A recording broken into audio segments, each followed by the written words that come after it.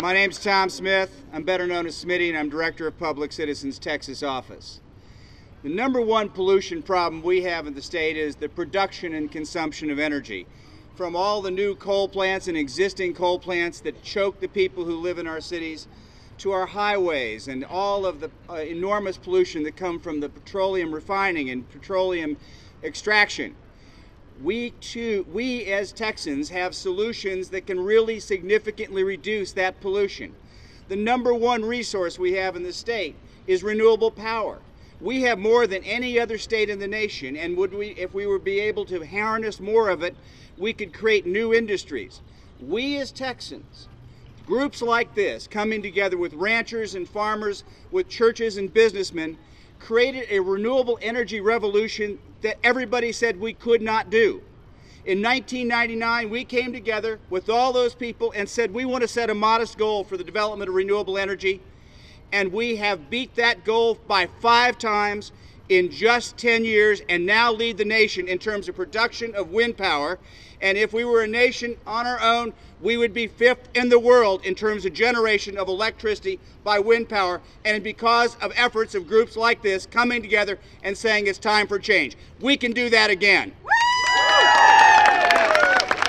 We as a state lead the nation in our ability to generate with solar and biomass, and now is the time for a solar and biomass revolution, and we can do it again.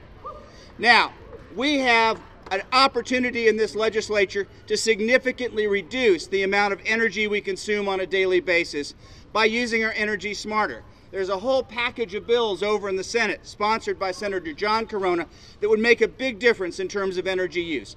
And if we were to do everything we could in terms of reducing the energy that we consume, we could meet all of our future energy needs from now until the end of the decade through energy efficiency alone. And we should and can do that, but it's going to take all of us working together, and we will do it this session.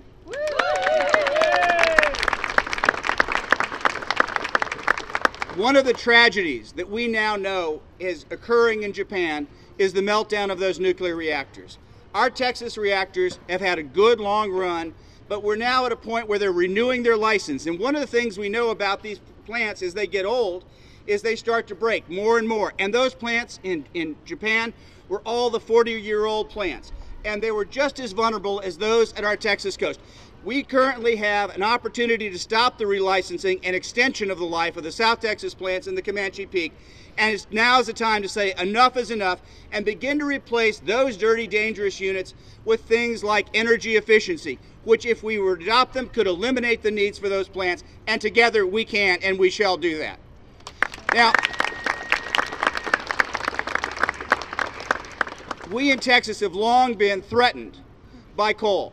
And in 1999, we came together and we ended the reign of error that was caused by all of the grandfathered dirty coal plants. And in one section, we put together enough of a force to demand a reduction of 50% in pollution from all those East Texas coal plants, and we were successful. And now our air from those plants is significantly cleaner. Not clean enough by any stretch of the imagination.